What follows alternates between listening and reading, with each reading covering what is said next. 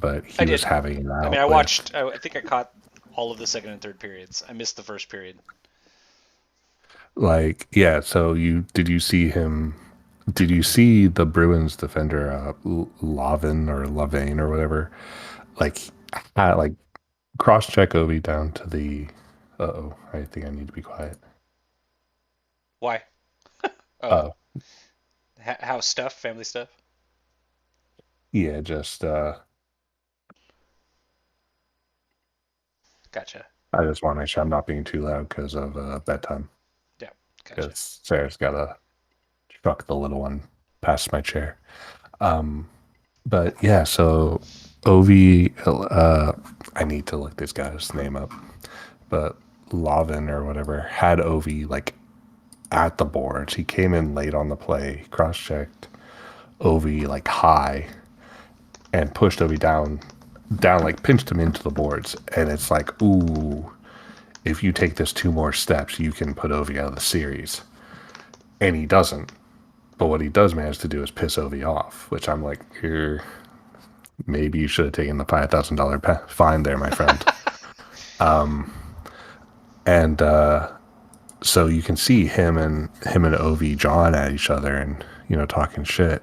Yeah, Lazon, Jeremy, and then Ovi gets the puck and just tries to go like not through him, but like around him with speed, drop the shoulder and like hit the net.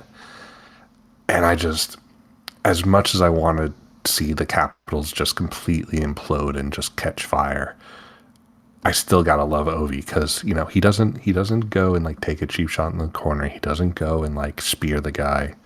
Well, okay, he did spear somebody this season, but like he doesn't go and do the shitty thing. He's like, I'm gonna Right. score the winning goal, and I'm gonna do it by going through you. That's because he's got Tom I Wilson to do like all the dirty shit. So that's true. we've been joined by an Alex, but we're not hearing an Alex.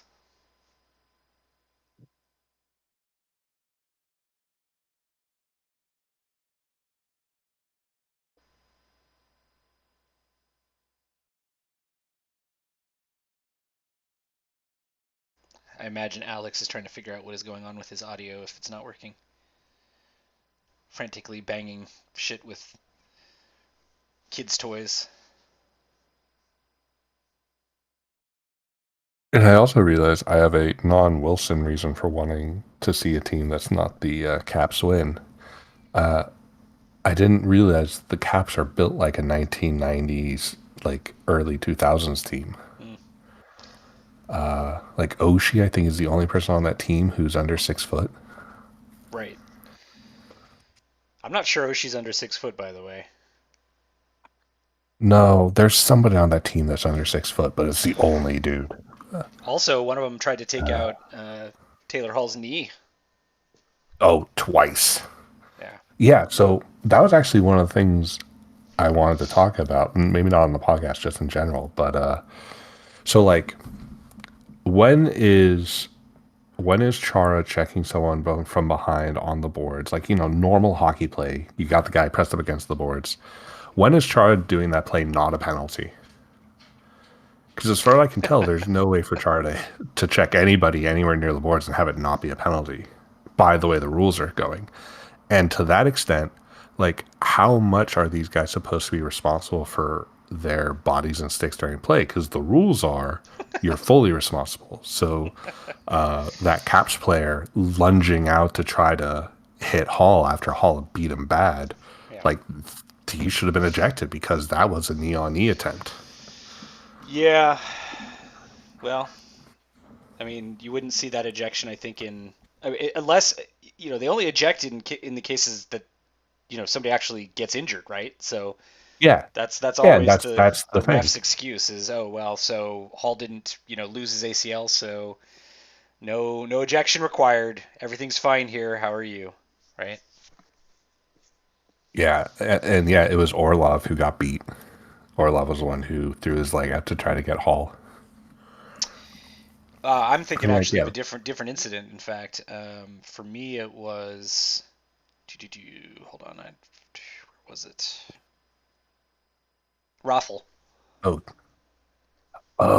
Raffle also Oh, right, right, put his right, knee out. right. Yeah, because Hull went by two Cats players in a rush, and both times it was just the he just broke those guys' ankles as he went by them, and both times the guys like tried to throw a stick at him or tried to throw a knee at him. All And I right, thought it was Alex, Orlov both times. we see you again, but we're not hearing you. Have you tried quitting Discord and starting it back up?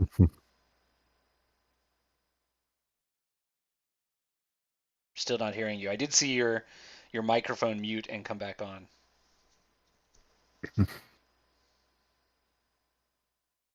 But yeah, I don't want to hear single broadcasters talk about how like stick penalties or whatever are like the thing they're cracking down on because holy shit, the casual slashing in the Bruins Caps game.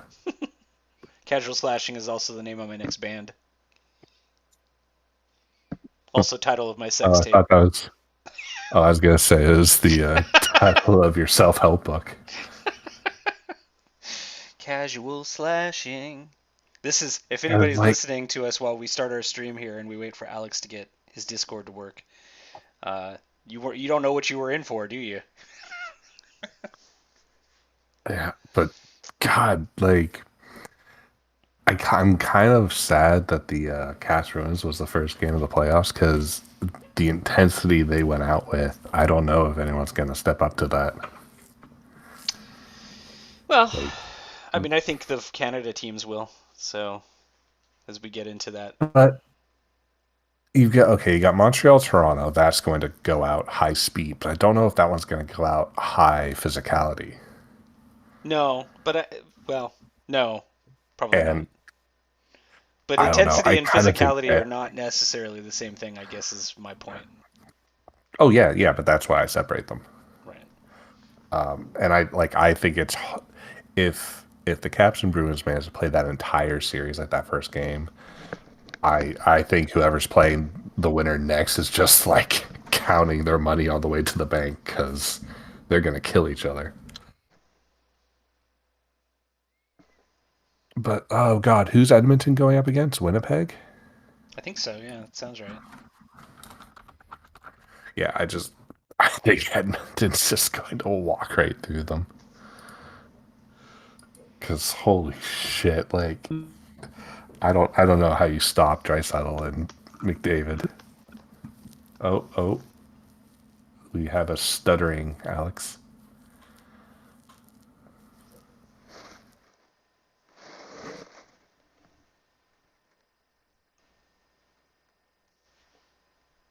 Hmm. Yeah. Toronto and Montreal, like I don't know, there's too much Alex might history have to there. dial in with his phone or something. Ooh. He can Alex can just chat into the YouTube chat or whatever, and we can just No, I need him to host. I'm speak not ready for to him. host. No. Yeah, true. True. Um I only have Vegas, Minnesota tonight, right? Yeah, I think so. Vegas, I know that's Minnesota. up next after this game. Yeah, Tampa, Florida. Then, oh right, because Vancouver still. Why the fuck are these games even being played? Oh, like, c- come on, Vancouver. You don't actually need to play these games. Just be done. Just forfeit. Yeah, like I don't understand why they're playing these games. Yeah, I don't know either. The NHL is dumb, but we already knew that. Like, do they have any games left against teams that are in the playoffs? I I know they had one. Wasn't last night's game against Edmonton, or was there a game? Yeah, yeah, yeah. I know there's an Edmonton game that was part of their schedule. I think that was the last one. They tried to prioritize that so Edmonton could move on. Yeah, right. So it's just these Calgary games. So who fucking cares? I mean, Neither of these teams, like, oh, do they have gate receipts? I mean, I oh, guess maybe. maybe guys are working on incentives in their contracts. I mean, it's stupid, but Uh, no, well, that actually makes it less stupid. Like, if there's gate on these, or rather, let me think of this, say it this way. If there are fans who have paid money to go see their teams play, then yeah, okay. Like doing it for the fans and doing it for the contractual obligations, I'm a big boy. I can understand that.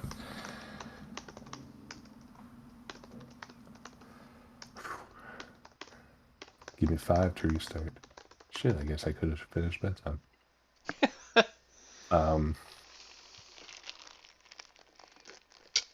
Yeah, that Minnesota game. Like, I want Vegas to lose. That's just because it's Vegas. Right. I mean, it's I hilarious that don't they got leapfrogged by Colorado. Colorado after curb stomping us. Because, like, as far as I understood it, if Vegas beat us, they took the presidents, or they took first place. And They, yet, yeah. yeah, it's just this season's so weird.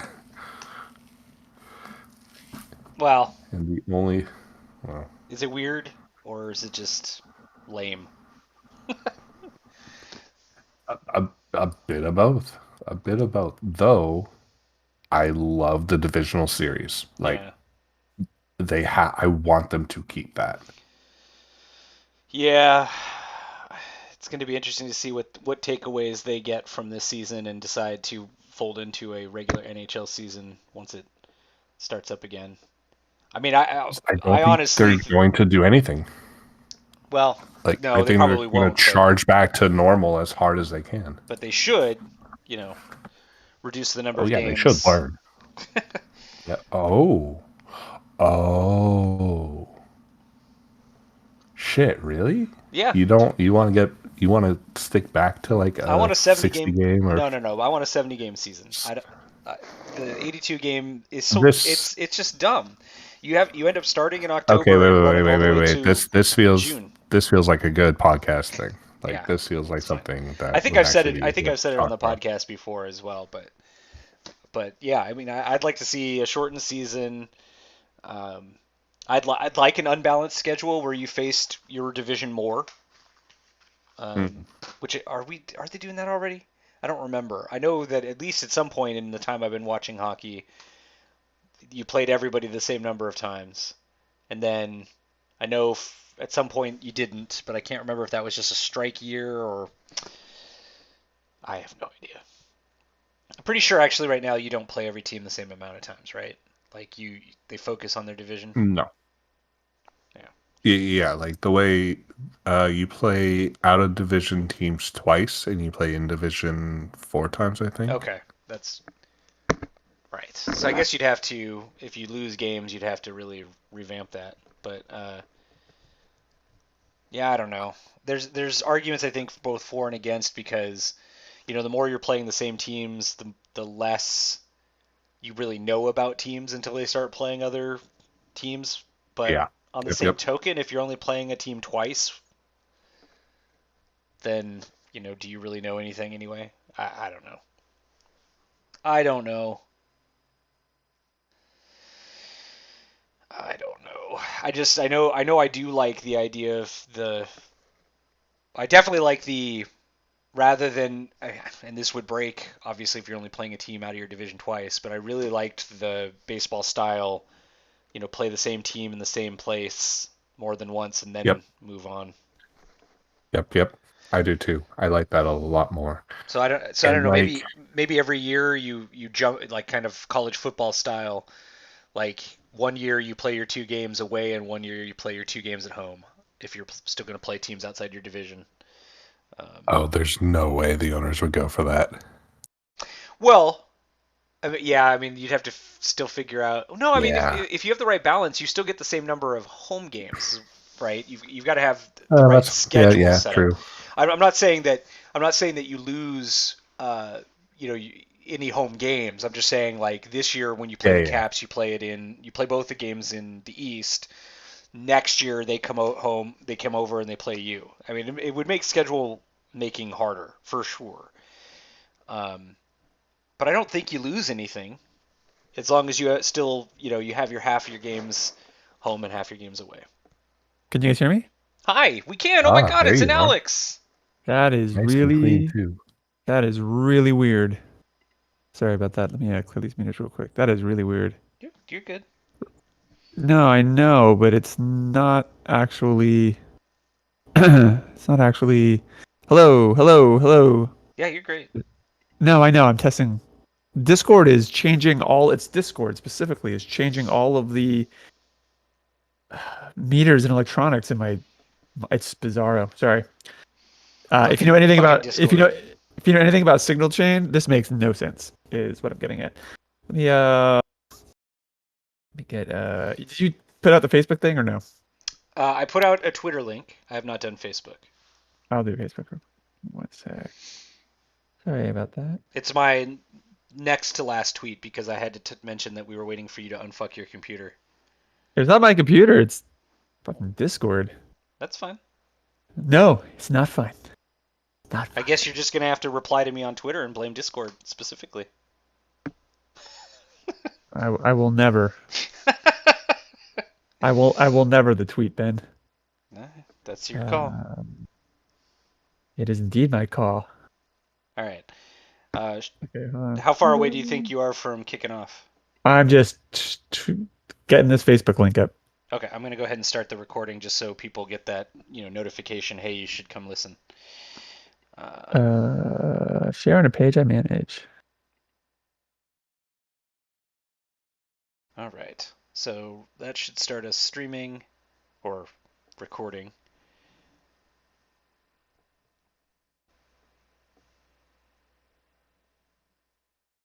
All right, and we're gonna hit post to Facebook. Look at that. My levels are fine. Yeah, you sound great to me. Well, I mean, thanks. What are you doing later? Watching hockey. Oh, is that not what you meant? Is that Yeah, not what you meant?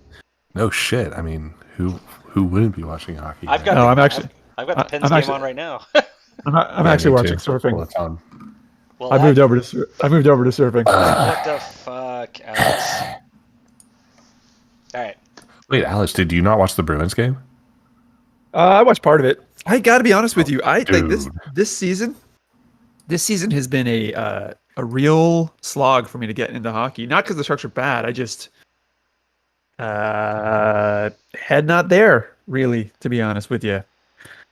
I think because of work and pandemic and children. You know how it works. But Yeah. Getting but- COVID. well, I think a large part. Honestly, I think a large part of it is I've struggled to accept these shortened seasons as anything. Yeah. I think that's part of it. I know it's stupid, but it's just the way I feel. Or are you an Sounds- asterisk person? I'm for sure not. We should for save these this. things? Yeah. We should save this for the podcast, you guys. Yeah. Okay. All right, all right. 165. Content. Look at you, content creator. Okay. Let me take a sip of water. All right. Hello and welcome to Circling the Cup, San Jose Sharks podcast, episode number 165, and it is the second part of our season wrap podcast. Not season wrap as in hip hop, because quite frankly, you don't want to hear Ben rap. It's not pretty. And Colin's raps are just very slow and methodical. But anyway, we're here to talk about the Sharks. Last week's podcast was all about all the things that we thought went wrong with this season. This podcast, it might be a hint sunnier, because we're going to talk a little bit about things that went right and things that we're kind of hoping for moving forward. I'm Alex, if you haven't figured that out by now. Here with me, as always, is the Honorable Ben. What's up, Ben? Making content. Yeah, Ben suddenly has decided that we are like Instagram content creators. Which, by the way, Instagram people, I love you, but taking pictures of yourself because you're hot and putting them up, it doesn't really make you a content creator, at least not in my eyes. But anyways, speaking of content creators who take pictures of themselves and put them on Instagram, Colin, how are you doing, bud? All eyes on me. All eyes on Colin. Listen, Shark season's done. We talked about that a little bit last podcast, and again, we Yay. kind of focused on all the things that we kind of think went wrong in the season's story as far as we were concerned. This podcast, we want to focus it a little bit more on the bright spot. I hesitate to throw plurals out there, but I'm sure there are a couple that we will discover. And also to, again, look forward a little bit to see what is coming up and where are fans logical and where are they just batshit insane. Expansion draft and Eichel, batshit insane. So let's start this with things that went well. And I want to go first, actually. if you guys don't mind, once again, because there's an area that is going to make me sound like a hypocrite, and I want to get right in front of it. And that is, all season I complained about the defense and the defensive coaching.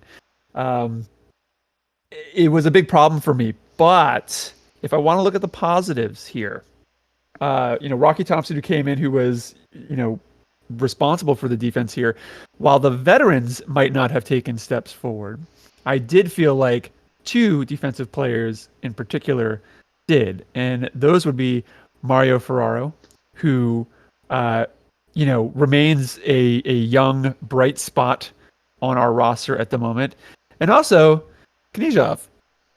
These two guys seem to take a step forward, whereas the rest of the defense, goaltending, kind of took a massive leap backwards. That's encouraging for me because, one, I pointed out several times, it's very hard to get good defense, especially if you can't draft and build them. And also because the Sharks are going to need to figure out the defensive side of things. So to have, younger guys pop in and continue to make forward progress, I think is good. And by the way, as much crap as I've given the defensive coaching, make no mistake, Rocky Thompson will get hired within 2 seconds if he takes an interview or leaves the Sharks, and he will be getting interviews. I guarantee it this summer. So, it's not like everything was all bad all the time. Also, pretty big shout out, I think, to Evander Kane, who we've mentioned the last couple of podcasts, who has really done an excellent job of sort of getting the stupid out of his game and realizing that he has skill. Not to say he didn't realize it before, but, for a while there, when he first came in, it was like he would do 3 really awesome skilled plays, and then he would do the dumbest of dumbest hits, or he would let someone get under his skin, and he would get, game misconduct, or like a minor suspension, or a fine, or whatever it was. But it was one of those things where you would see two sides of his plays, like Jekyll and Hyde, right? You'd see the side that was good, and then you'd see the side that didn't realize it was good and felt like it just had to be a meat puncher. And he seemed to not erase that out of his game this year, but I think he definitely took strides forward, hockey stride pun, to kind of clean that up a little bit. And I'm just straight up, I'm just going to tell you right now, he's getting my first star of the season because to me, he was far and away, Hurdle's up there too, but to me, Kane is the person who really, like, you don't have Kane on the Sharks team last season, it is way worse. Way worse. What did you guys see? Yeah. Well, Alex, Ben and I were actually talking about Kane while you were fixing your Discord issues, and I was mentioned that I feel like Kane is almost the quintessential power forward. Yeah. And I couldn't quite figure out what's missing from his game. And Ben pointed out it's the net front grindy agitator thing. Now, do you think Kane needs to add anything to his game, like that net front grindiness, or do you feel like he just needs to hit the gas on all the good stuff he did this season? I mean, I got to be honest with you. I have always viewed Kane as basically the Sharks' second coming of Owen Nolan because they play such a similar style game. Yep. They both have that power forward skill. They're both relatively speedy. I mean, Nolan wasn't like the fastest player, but he could certainly skate. And they're both very aggressive, and they're not afraid to hit. I don't disagree with what you're saying, Colin. My concern, though, is that he's no spring chicken here. And one of the things that I really appreciate about his game this season is when he got through the neutral zone and had like a one-on-one or a breakaway, he would speed up. He'd have a skill move. It would be great. In fact, actually, he probably could have scored a lot more goals than he did. If he can get his aim just a hair better on some of those shots, I think he'll be even more prolific. But as far as the front net presence, I guess, but my fear with Kane is the same fear that Ben has brought up several times with the length of his contract, which is that guy's physicality is only going to work for so long, and then his body's going to break down. So, I don't know that he needs to be that guy. I think the Sharks definitely need players up front with net presence, particularly if they're going to have Karlsson and Burns in back, shooting laser beams. And they definitely need that sort of you get your button the goalie's face and move players around player. Yep. And Kane can do it, but I don't know. I'm not saying I want to baby Kane per se, but I'm concerned that if that becomes too heavy a point in his game, he's going to break down faster, and I can't have him do that. And but he would be I of would all the love- players. Wait, hold on, real quick. So of all the players on our current roster who could do that and probably should do that, yes. I mean, I think clearly Kane is the guy built for it. Sorry, go on. Yeah, I was just gonna say I would love to watch Kane fly the wing for the next 4 or 5 seasons, like he did this season. Like if that's all we get from him, of him just blasting the wing, running over a defender and scoring a goal, I can live with that. But Ben's the numbers guy, so he probably has some more intelligent thoughts here. I mean, I think actually, if Kane is younger, I would say sure. And I know it's really I'm a little conflicted about this question because I feel really weird saying don't do your best. but it is one of those things where we do have a lot of these really long heavy contracts with veterans, and we need those guys. Their bodies have got to stay good as long as they possibly can here. Sorry, Ben. I was just gonna say, like, I think actually what I'm enjoying about this is you all have basically said everything that I would generally say already because I've trained you so well over the last couple of years to think about like the player lifetimes and how power forwards tend to degrade quicker. When I was talking to Colin before the podcast about the aspect of his game that wasn't expressed in terms of that prototypical power forward, it's the net presence, yes, but I wasn't making an argument that he needed to spend time in front of the net because I don't think that plays to his strength. It's not necessarily a concern about his durability with that part of his game. To me, it's just that like he's actually got a shot. I think what separates Kane from the prototypical power forward is when you think of those big guys who play physical, they don't have a shot. Right, they're not. Well, I mean, that's always skilled guys, right? Well, I mean, that's why I look at it as like an Owen Nolan style power forward because Owen Nolan had that shot. Right. So yes, he did. So if he's in that sense, like he just doesn't need to do it. He doesn't need to post up in front of the net. That's not his game. He's a guy who wants to collect the puck rather than have it shot at him, right? Collect the puck and fire it, and that's fine to me. Yeah. I think as you said, like what gave Kane the possibility to have a career year finally is that he very legitimately cleaned up the stupid shit that he was even kind of doing a little bit early in the year. Somewhere around a third of the way into the season, he decided, you know what, I'm not going to let Vegas get in my head. I'm not going to. And you could see it, right? Teams would still try to like piss him off so he'd do something stupid and get him off the ice. And finally he figured out that, it's in the team's best interest and his own to not do the extracurriculars. And you know what?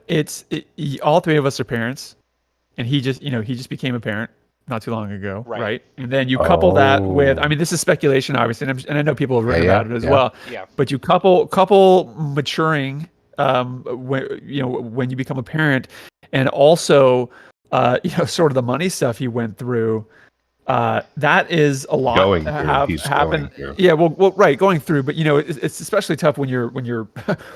It's one thing to be going through that stuff if you are single. It's another thing to be going through that stuff if you have people, really depending on you. And I think those two things probably played a role in him sort of curbing that more stupid behavior and really maturing and understanding that, hey, like I'm being relied upon, family-wise, I'm being relied upon, team-wise, and it doesn't benefit me in any way, shape, or form to go that route. And maybe those things in some respects were obviously having a kid is a blessing, right? But that combo, if that is what pushed him to do it, then great. It shows that he's learning and advancing, and that's my hope for Kane. I don't think this is going to be the case, and I'm sure Ben would argue against it being the case.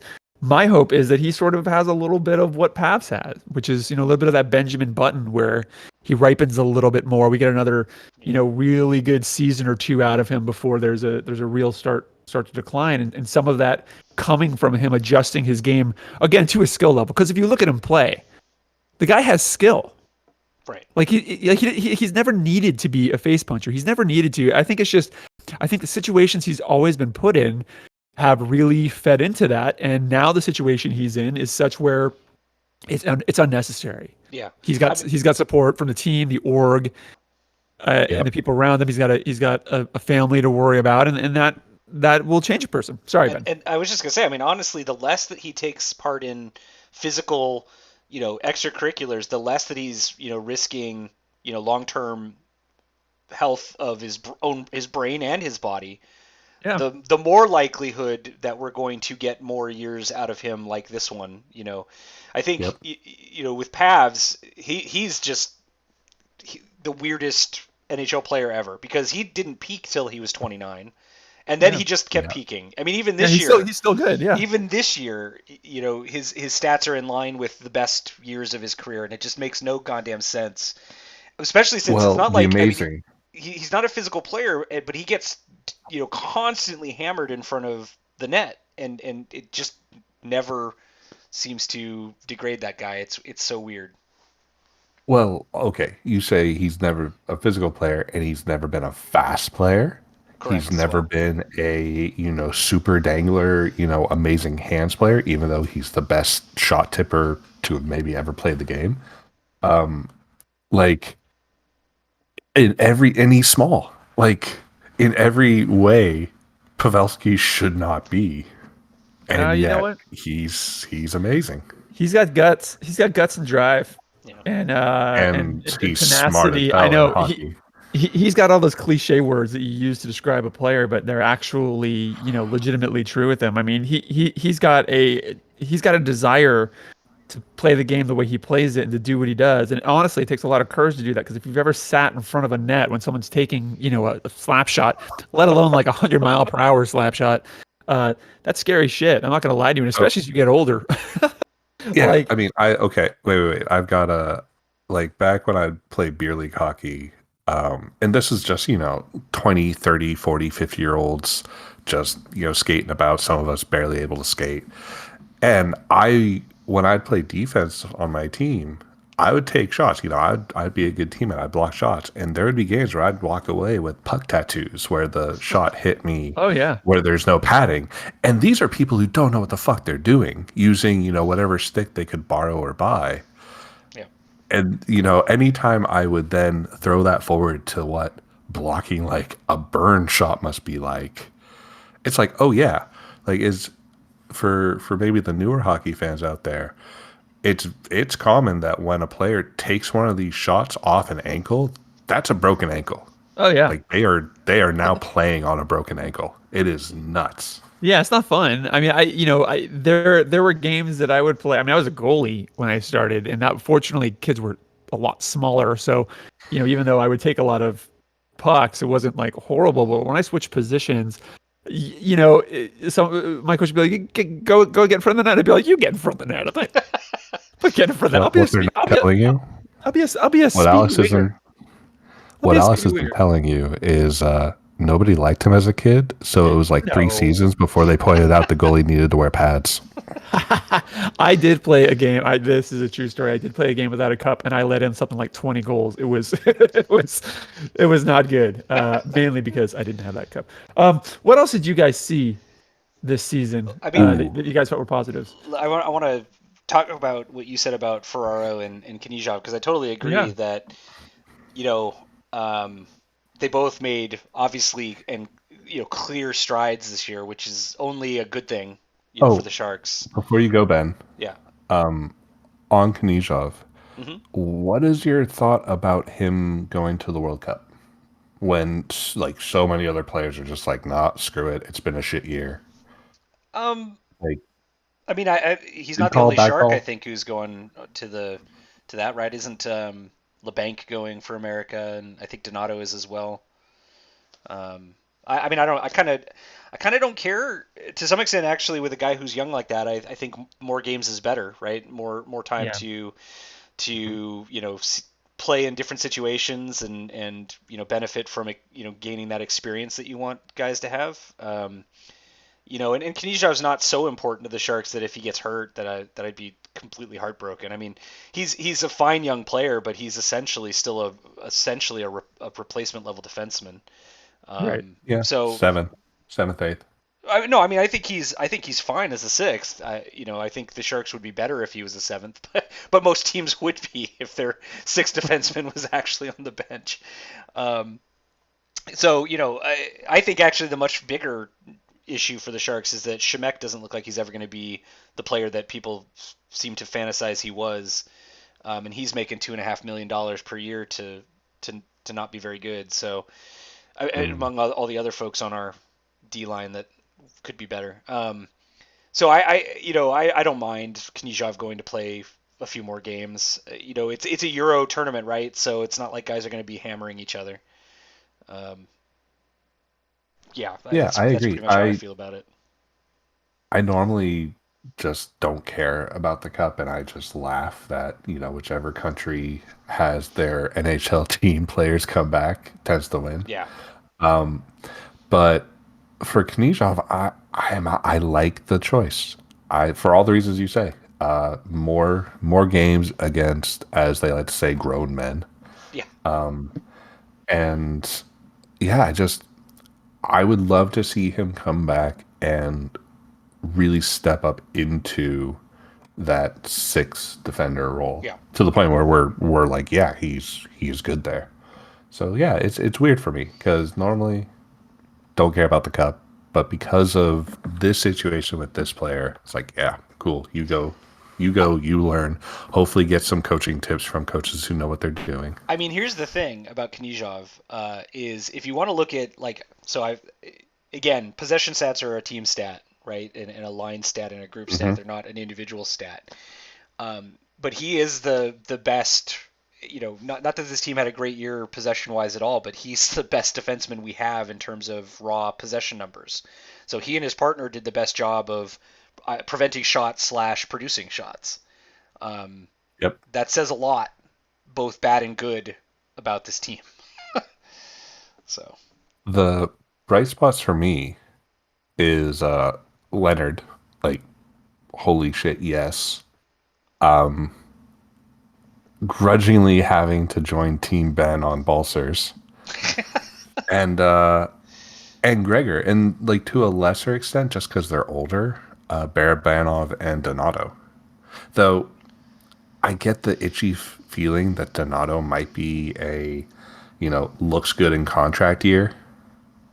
So I sincerely hope that if we extend Donato, it's only 1 year, because I don't think that guy's going to play as hard or as high energy on a long year contract. And I can't point to anything to say why. It's just, I get that feeling from him. So I've got good news for you in that sense, because I think if the Sharks do tender him an offer, because he's an RFA, that he's going to be picked by Seattle among the guys that we put forward. So I don't think you're going to have to necessarily worry too much about Donato. Would they pick Donato over of the guys that the Barabanov Sharks are not going to expose Barabanov. So the folks that will be exposed, that are most likely to be exposed, are not good players. The Sharks actually find themselves in a pretty decent position in that way. Do we buy out before the draft? Before the expansion draft? No, so Jones will be exposed. But he's a modified no trade. That's not the problem. I thought you had to protect. No movement clauses that are the problem. Oh, okay. I thought the no trade clause was an automatic. No. You had to shield them. So the likely exposed players for Seattle are Donato, Nieto, Shemek, and Jones. Those are the guys that make the most sense for the Sharks to sort of expose. Okay. So if you're choosing between Donato, Nieto, Shemek, or Jones, you take Donato all day, right? Yeah. Yeah. Yep. I think the thing that I liked about this season is fairly straightforward, and that is that I felt like the biggest letdown this season were two things, right? One was the coaching, which we talked about last week, and the other was really the play of the veterans. Right. And not so much the kids. Part of the problem is obviously, like we complained about most of the season, the Sharks came out saying we're going to play the kids, and then kind of didn't, or kept them on a short leash. But then towards the end of the season, they started to play them more, and what we got to see were a couple of bright spots in those kids. Now, one thing to point out, because Sharks fans we're crazy, and we like to buy into the crap that the team sells sometimes. Sharks prospect pool still not amazing, so some of it, can be. You need to be a little bit careful in terms of how you view some of these things. Like, for example, remember when Gabriel came in and everyone thought he was the second coming of Jesus? But everyone not meaning smart Sharks fans. You're right. Yeah, there was a lot of those. Oh, right. The Gabriel's punching people, so we win. Those two things go together. Discussion. That was stupid. But what I'm trying to say is, not a huge sample size necessarily for a lot of those players. However, it was nice to see that some of them had the enthusiasm still, hadn't been beaten out of them, and were able to pick up a bit of the slack. And you saw that with some of the goal scoring that kind of came in late. When some of those younger or not we consider our star players really started to step in and get actual playing time. You saw it start to lift the team up, at least on the offensive side of the ice, quite a bit. So that was another bright spot. Now, guys, looking forward, okay, let's take a look at what's coming off the books this year, right? So as of right now, Donato is an RFA. Yep. Marcus Sorensen is a UFA. Goodbye. VL is an RFA. Goodbye. Noah Gregor's an RFA. Blickfeld's a RFA. Ballsters is an RFA. Patrick Marleau is a UFA. Gambrell is an RFA. Curtis Gabriel is a UFA. Goodbye. Thank you. I was waiting for that. I got a little worried. Would you? I like Gabriel for the junior team. Like, I like Gabriel for the Barracuda. No. Shut up. You're wrong. Matt Nieto is end of discussion call. Matt Nieto is a UFA. Greg Patterin is a UFA. So the Sharks do have a couple of players that they should probably just kind of let off the books there. And then on the RFA, they obviously have a few choices that they need to make. They also obviously need to backfill a couple positions, right? We don't have really a backup goalie or really a starting goalie going into next season. They obviously have a couple of players that they can promote to backup, probably not starting position quite yet. They need to figure out what they're going to do with Martin Jones, which I think by now should be painfully obvious. In fact, the brave soul who asked whether or not he thought he'd be back at the club in locker cleanout day, he's painfully aware as well. That was one of the funnier moments in that. Not funny, but just sort of. But you hear Doug Wilson consistently say that we are resetting or rebooting. Which, by the way, that's all marketing. PR positioning bullshit. It's the same as rebuilding on the fly. It means the same exact thing.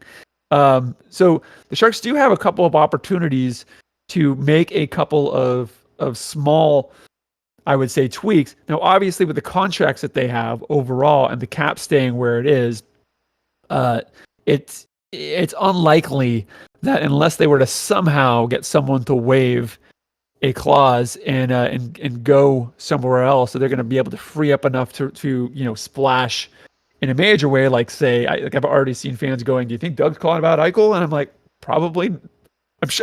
I'm sure he probably put in a text message as a haha LOLs. But the Sharks don't have a lot of cap room to maneuver around, so a lot of this offseason is going to be figuring out which of those kids to keep and actually bring up. I think the toughest thing, though, obviously, still is this coaching situation. I'm not confident in it, and I think it's going to be tough to get what the Sharks need unless they make a full step away from whatever system it is they think they're coming out of. Do you guys have any preferences in terms of players who are retained? I do, but I'll let Colin go first. Let me go first because Ben will have the better take. The thing that worries me. Don't know that for sure, but okay. Well, yeah, yes, we do. He Well, said he wanted to keep Gabriel yeah. for the kids. Yeah. So the thing that worries me is how Wilson keeps pointing to our cap space and being like, look, we can be the dumping ground other teams use, and we can use our cap space to, leverage other teams. And it's like, okay, so you're basically saying we can eat a Pronger contract for somebody. How are we benefiting from that? No. Well- So what he's so what he's saying, and this is the thing. This is one of those things I want to point out about this offseason that I don't, I see people kind of running off with is what he was doing was basically accepting money or taking on money in exchange for picks, right? To sort of start to replenish the pool. However, where I think a lot of fans get really screwed up with this is, you see people saying, oh, well, great, now we got all these picks and we'll draft someone and then we'll be good. It's like, maybe in 5 years. Like that's not an immediate thing. So while it's a good move by Doug, because the team really wasn't in a great spot, and even if they had made the playoffs, wouldn't really have been in contention for anything. It was wise of him to use up every single, modicum of his cap space in order to just basically get free picks. And not. So my not question fully, is, not how fully, does he play that same card in the expansion draft to our benefit? That's what I'm curious about, because I don't think the whole point of I don't think he will. yeah. I think the thing with those picks have value in two ways, right? One is you get more draft picks, right? So you can draft more players and hopefully find more prospects. The other is you can use those to sweeten pots in trades if you can manage a trade. Now, again, the Sharks contract situation, not phenomenal, but if you want like a really rosy return, let's say, and you can convince someone to take like a Meyer or whatever and package it with picks, that might sweeten the pot a little bit, which means you might get a slightly better player in return. Now, again, for those of you who are hoping that the Sharks draft, that's great. Just remember that you are looking in that instance at a 3 to 5 year plan. And if you really listen to Doug Wilson, I don't think he's got that runway. And I don't think that's what he's necessarily going for, mainly because, he believes that this roster has the capability to compete. I believe this roster has the capability to compete. I just don't think it's working the way we're doing it. But if he honestly believes that, some of those picks are probably going to be leverage in other ways. And even if they're used to draft a player, some of those prospects may wind up getting moved out at a certain point. So I wouldn't get too married to the picks coming in. Just know, hey, as far as a GM is concerned, smart move. Smart move. Okay, so Wilson talking about leveraging the cap space to wheel and deal in the expansion draft is just PR. I don't really. What would you do in the expansion draft with that, though? I just don't.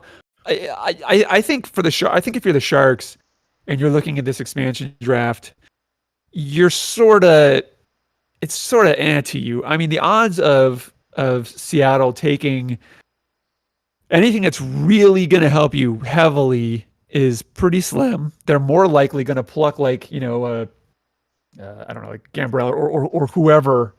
They put I just don't see this expansion draft really being a whole lot. I mean, last time we had an expansion draft, we lost Schlemko, right? Which was a bummer. Yeah. But like it's and that's kind of what the Sharks are now. It's like look, one or two things is going to happen.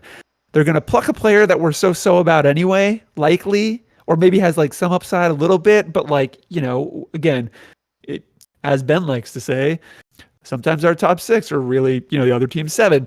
I don't think the cost is going to be crazy for the Sharks. And at the best case scenario, they somehow pull something that we want to unload of for contract's sake, and that opens things up. But I don't know. I'm just not expecting a lot out of this as far as Sharks are concerned, other than the competition that the Kraken may build. But I'm not worried about. I don't know. I don't think the expansion draft is the biggest thing in the world right now if you're a Sharks fan. So Ben, how do we manage our free agents and come out stronger this offseason? Oh, well, I know the obvious one he's going to say. What's the obvious one? Just get it out of there. Get it out of there. No, I shan't. So after we buy out Jones, what do we do? Yeah, so I definitely I can't see a world in which the Sharks don't buy out Jones at this point. I would legitimately be pissed off. I mean, it's time to riot if they don't, because yeah, okay, so you're locked into almost a $6 million contract, and teams don't like to pay money to guys who aren't going to be playing anymore, but you free up between 2 million to 3 million in a couple years to only $1 million of cap savings, just depending on the year. But you kind of it's a sunk cost. Get rid of it. It's you're not going to get any value out of Jones at all. He's consistently terrible. Just you got to get rid of him. You got the value you were going to get out of him, Which not much. which was a cup run. That was it. Wasn't that before he got this contract even though? I'm just saying, as far as his career on the Sharks, Yeah, yeah, like that was what you got. We got a cup run. yeah. So congratulations, you've retroactively paid him to lose to the Pens, but whatever. So among the RFAs, the only RFAs I think they should not worry too much about are VL and Yaros. I don't really care about those guys at all. So I think you can let them both go. I mean, True is an RFA, and I think at this point, if he's not getting NHL minutes, then he's not necessarily worth continuing to pay either. So that's that. UFA side, obviously, I think the team is going to move away from Sorensen. I think they clearly were playing him to try to get somebody to give him a third or fourth round draft pick for him, because he was the first guy done for the season basically once the trade deadline passed, and so I think that tells you everything they think about 29-year-old Sorensen. Obviously, you all know that I didn't want Marleau back for this year. This is what you've been waiting for, Alex, I know. So he sure as shit should not be back for another replacement level minus year on this team. So fuck that guy. Get him out of here. Prepare for disappointment. Can I point something out with that too? Ben, I'm right there with you. I didn't really think it made a whole lot of sense to bring him back on this year. Now I understood why they did it. I wasn't for it. Once he was there, I was like, well, at least let him get the record to get out, because the Sharks aren't doing anything anyway. But now that he's gotten that, I can't see a world where it makes any sense. I would look at the most, what I would do, and I know this is more than you, Ben. At the most, I would say, look, man, love you. You want a position within the org? Cool.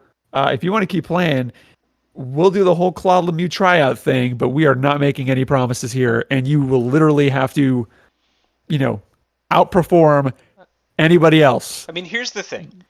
Is there another team in the league that would give him minutes? The answer to that is no. He only played this year, and it still doesn't make any sense, because a year like this where he's like, we're building up towards that record, would have made a modicum of sense if there was going to be gate receipts, contingent to that with a bad team. But there wasn't. So literally all he did is hold down a position that should have been used to develop another player. And that's all he will be doing next year. So he's got to go. He's done.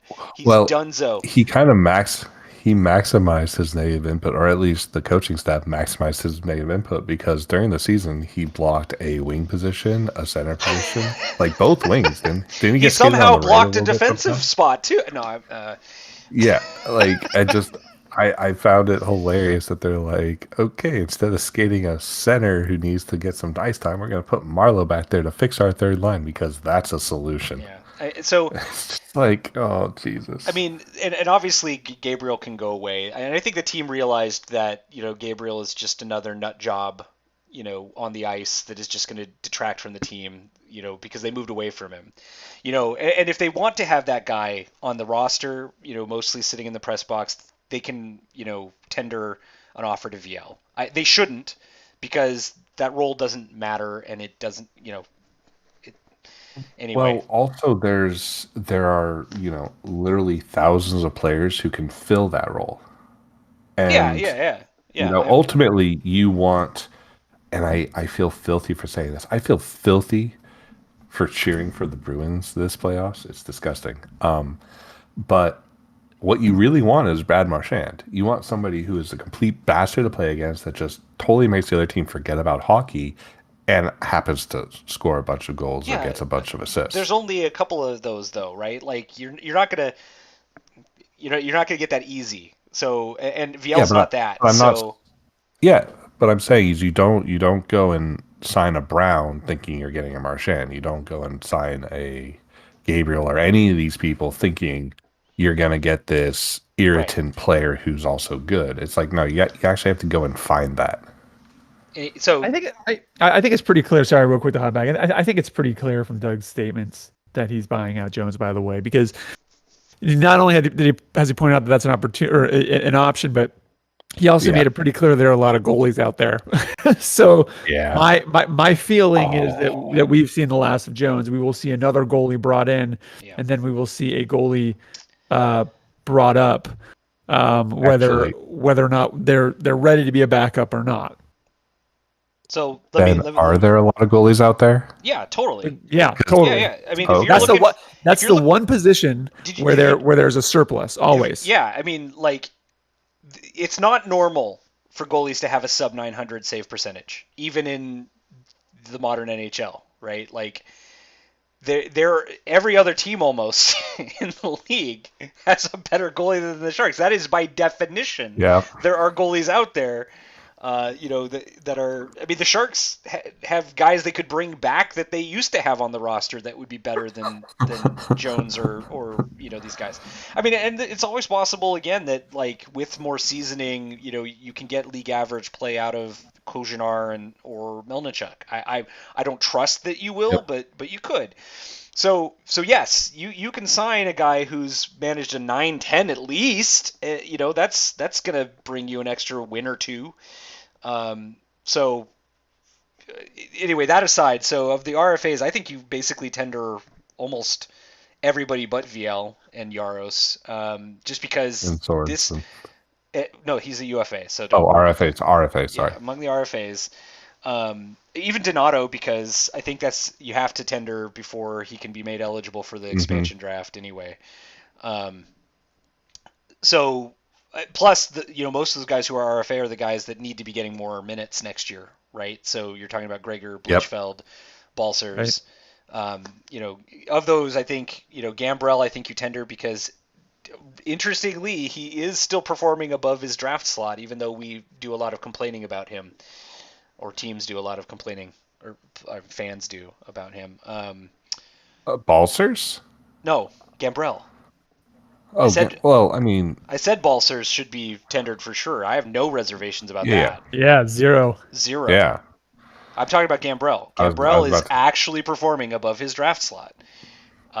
You might not recognize that if you listen to the fans, but that's just a point that you should never listen to fans. Well, you also got to remember that the fans are also very heavily buy into what the team sells, right? And if you listen to what the team sold the last two seasons, right?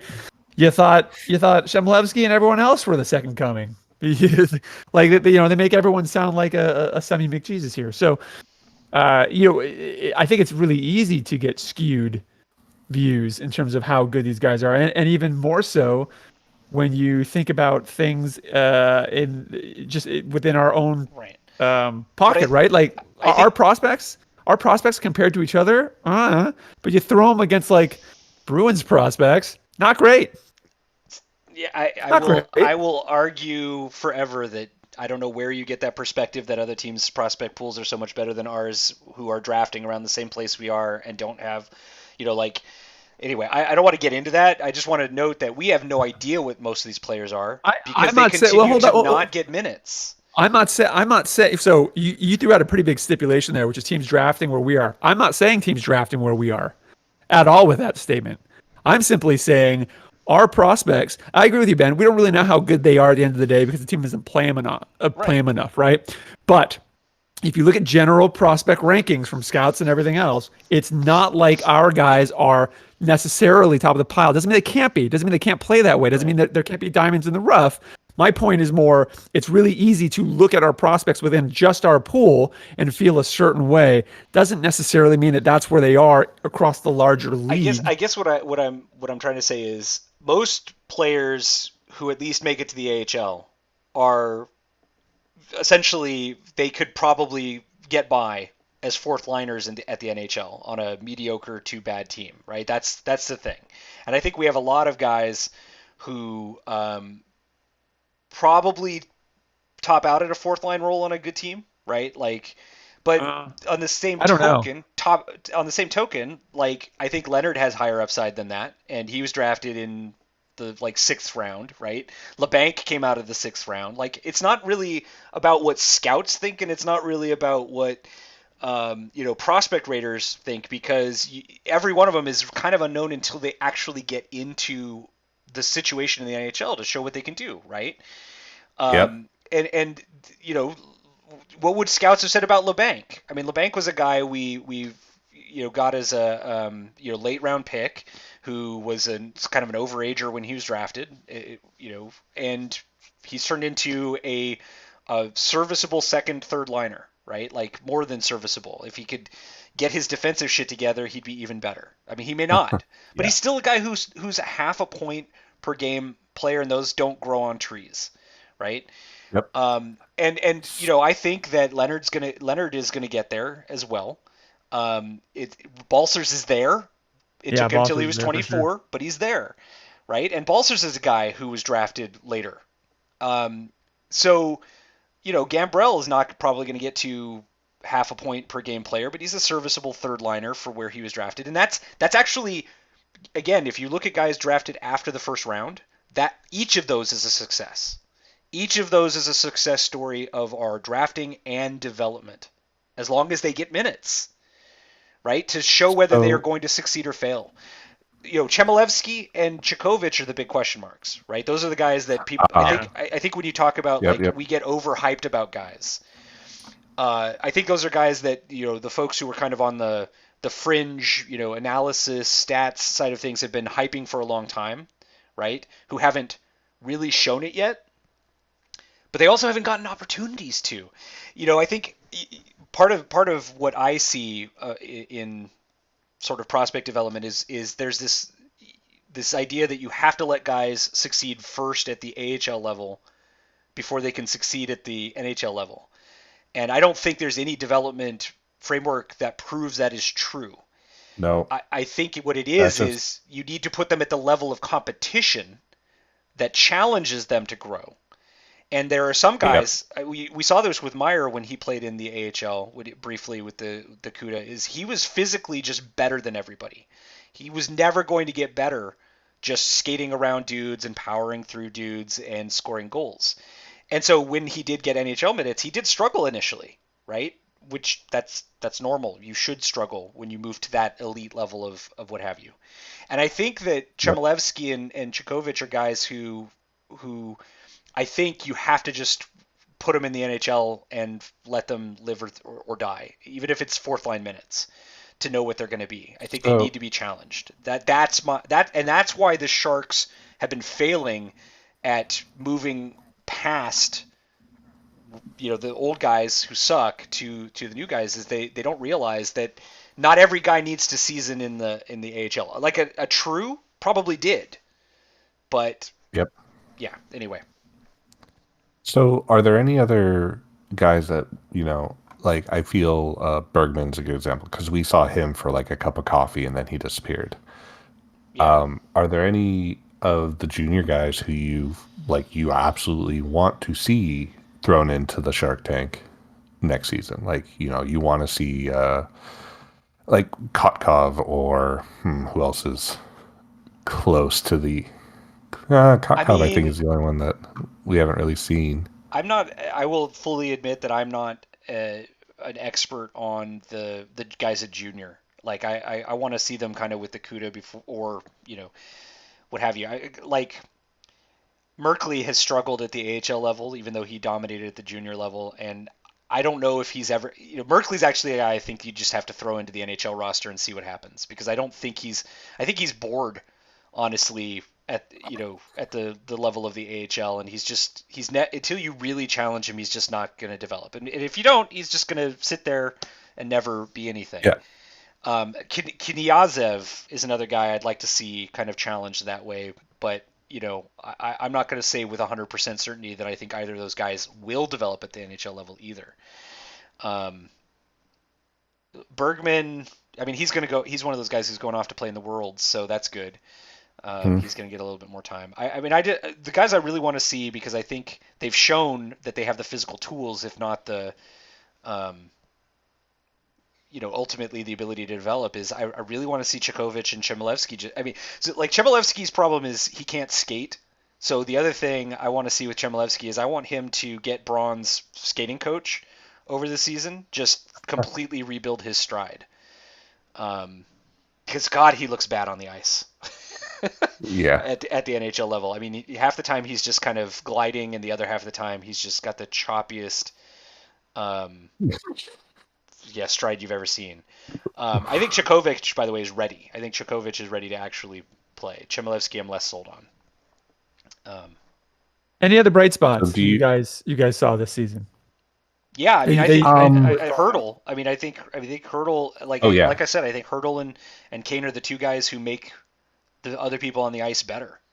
Yeah, for sure. And I disagree with most people who are hating on Meyer and LeBanc. I think they had perfectly serviceable years on bad teams with mixed, line mates and just chaos. I think they were fine. I think they're going to be fine if the coaching staff stops doing some of this dumb shit they do of, oh, you're not playing hard enough from our perspective, go play on the fourth line for a while. As if, again, hockey is an individual sport and not like, a mixture of trying to get consistency with your line mates, etc. So a line I heard ages ago, and I know I've heard this multiple times while watching hockey, but it was basically a comment that the thing that you should look for in a young player for whether or not they can come up to the NHL is how effective they are at using their teammates versus just putting the game on their back and just trying to outskill everyone on the other team. Because that's what the NHL requires. You need to be able to play off your teammates as well as dominate your one-on-one play. And the players who just, can put the game on their back, well, those players are like Ovechkin or Crosby or McDavid. Yeah, and they're going to get into the NHL right away on that raw skill, right? So, no, totally. But if you still look at them, they're teammate players. Like Crosby is one of the best setup guys ever. Yeah. It's just you forget that because he makes these amazing solo plays. Well, guys. I was just going to say other bright spots are. I think we don't really know what Barabanov is, but right. I really like the way he plays, and I really like his handle. Like him too. And so I think he's going to be real good, and I'm glad the Sharks got him for another year. And then Balcers and Leonard, I think, were real bright spots. Yep. Particularly Balcers, who was basically like, again, Ottawa, well done, folks. Well done over there with your talent evaluation.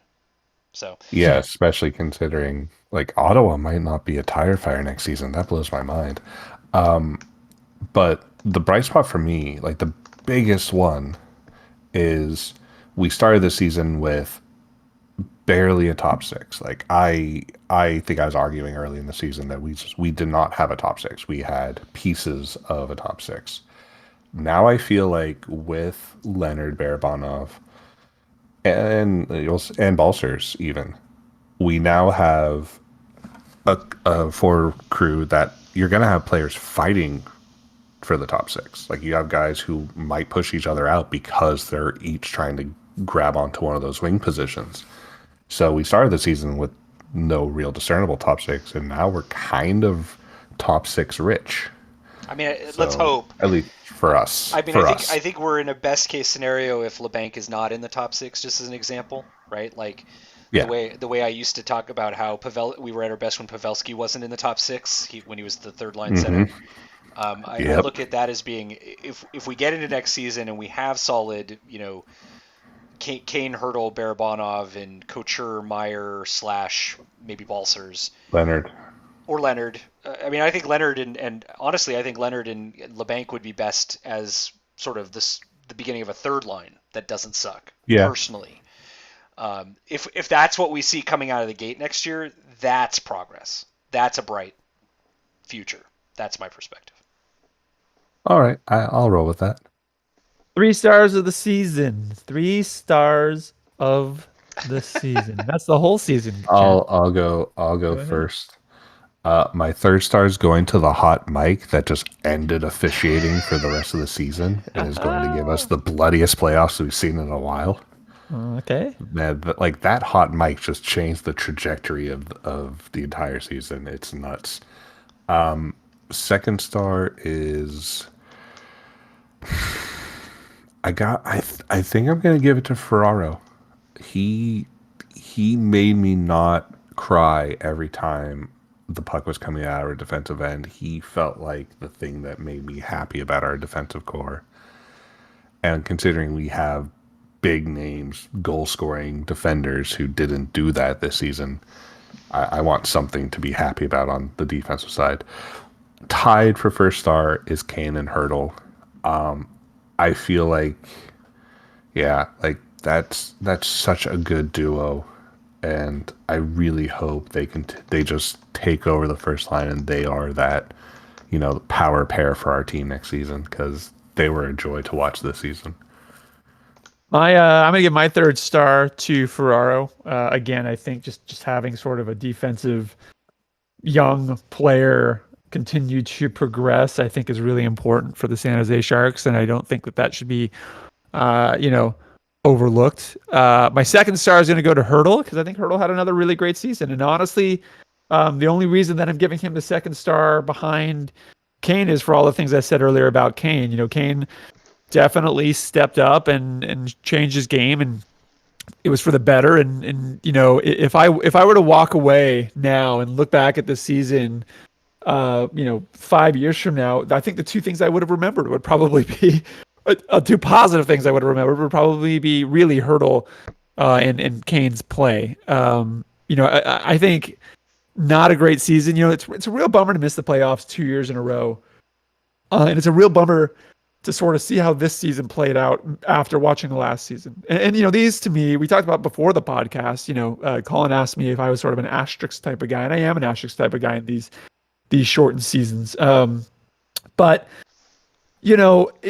I don't mind missing the playoffs if I feel like there's progress being made. And I would say 2/3 of this season, I didn't feel like there was progress being made. It really wasn't up until the very end that I started to feel like I was getting some of what I needed to have in the beginning, which again is sort of seeing where the youth actually is, being able to actually start to evaluate like what the Sharks actually have and what they need and where to go. But the fact that Hurdle continues to be able to function with knee surgery after knee surgery is amazing, and his positive attitude and jubilant run-on sentences are just a joy to listen to. And again, Kane, I've always liked him. I said when I was using my Eastside Hockey Manager GMing before he was traded over here, I always had him on my team somehow, and my Sharks always won cups, not to brag. But it is really nice to see him make the changes that he's made and really become a little bit more of the electric player in the right way the Sharks wanted. There were so many points this season where that guy got into a foot race and just blew away whoever was trying to keep up with him, and he would score a goal. Shorty, you know what I mean? Like shorties and stuff like that. Yep. So, definitely, I'm definitely really pleased with how Kane has continued to develop. Ben, your 3 stars. Wait. Alex, you opened the door on the classic joke. What does a Sharks fan do after winning the Stanley Cup? We Turns off the video game. Yeah. Yep. Oh, thanks, Colin, for the downer on the positive podcast. Ben, who are your 3 stars of the season? I think we all have focused on who the kind of 3 sort of bright spots in minute to minute play among the not brand new kids are, right? I mean, it's clearly Kane, Hurdle, and on the defensive side, Ferraro. So yeah, I think that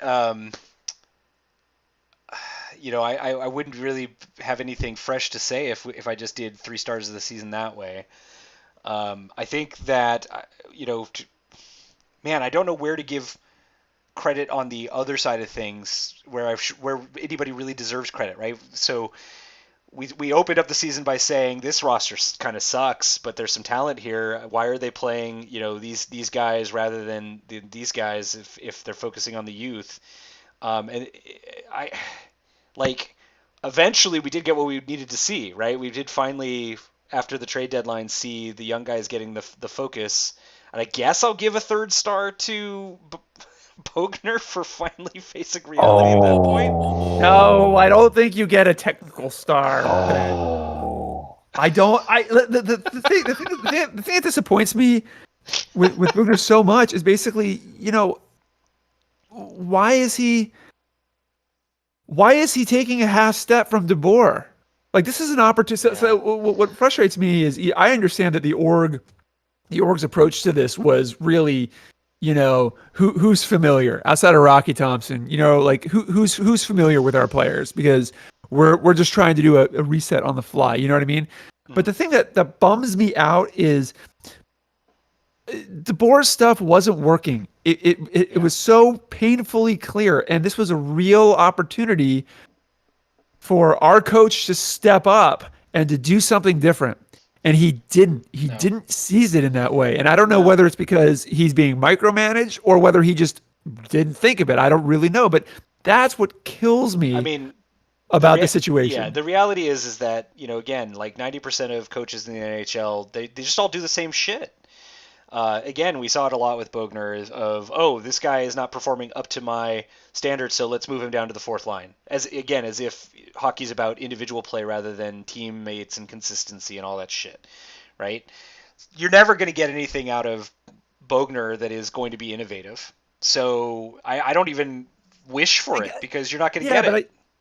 I guess, full transparency, I didn't watch. I don't watch the effing Florida Panthers. Like, I don't watch them. But nobody does. Right now, people in Florida. But I've been to a Florida Panthers game, by the way. Great fans. But was he doing the same thing when he was there? I don't feel like he was. I think he was. Yeah, I don't think he was particularly innovative there. I mean, the guys on this team liked him because he was a good defensive coach. Being a good defensive coach doesn't make you necessarily a good head coach. It doesn't make you necessarily good at anything besides maybe systemic structure. And so again, like, I have very low expectations of him, so I'm going to give him a little bit of credit for doing what needed to be done in the end, which is get the young guys on the ice. He also, and I want to point this out, he did also say after the season was over that he saw the bright spots in some of those guys.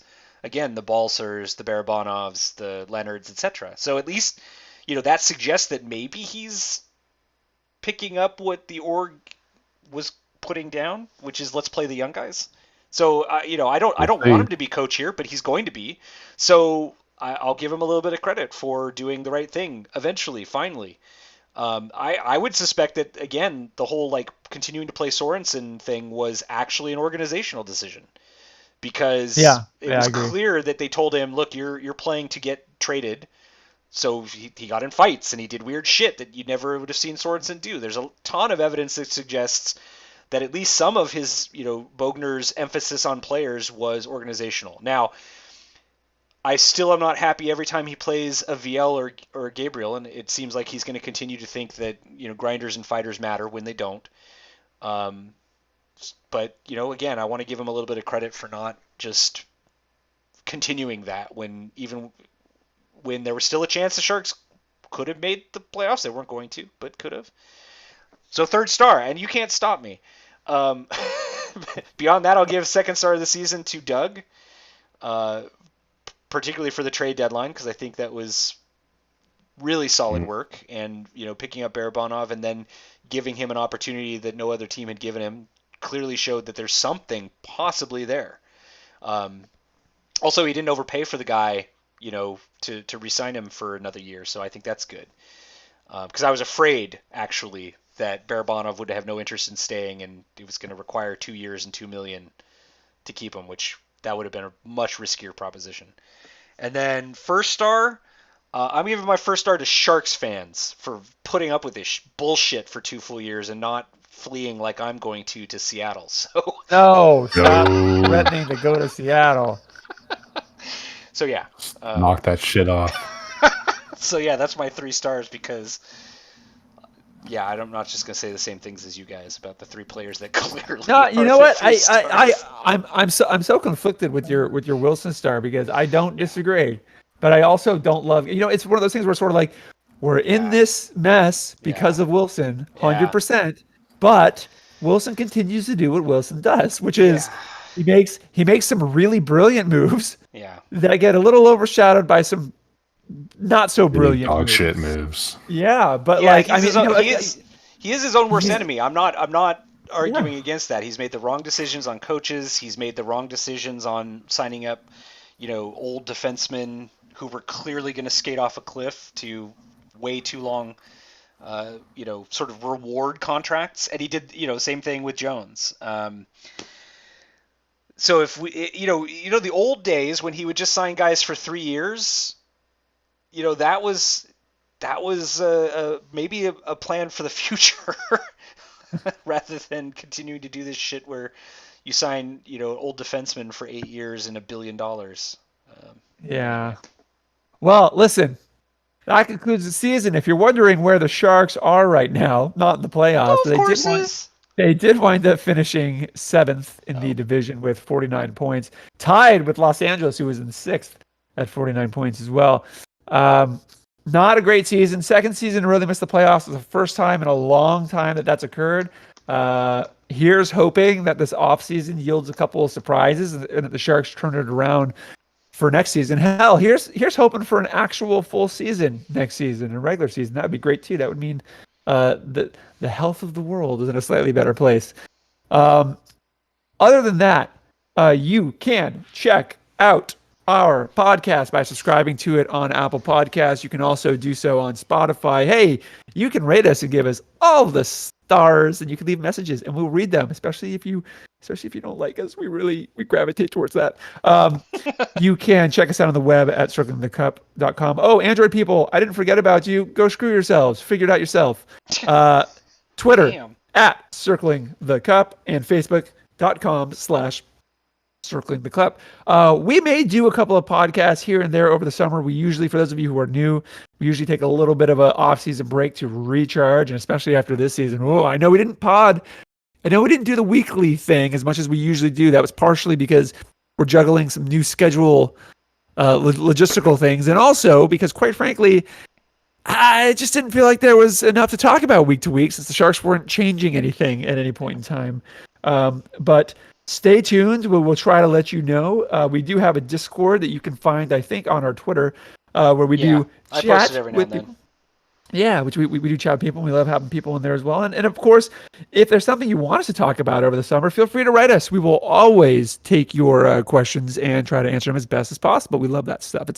We do this because we love it, and we do it because we like to talk to each other, and we like the sound of our own voices, but also because we hope we offer something, a slightly different take than the other podcasts or other news outlets that are there. So if you have a question, we would love to give our 2 cents and maybe make you think or consider something that you're not considering. Otherwise, guys, that concludes another season of Sharks. Was this our 6th season of this? 7th? 6th? Oh man, I think it's our 7th. Yeah. See, I remember we started and they sucked. And then they went to we've had all the highs and all the lows. So now we're in the lows. But that concludes the podcast. Say bye-bye. 7th draft slot. Go Sharks. Go anybody but the Capitals in Vegas. Bye-bye. Fun. Yeah. Hey, Dave. Thanks for listening, bud. Yep. I'm going to go Dang. make lunch. The Isles are putting up a pretty good show. Trots. And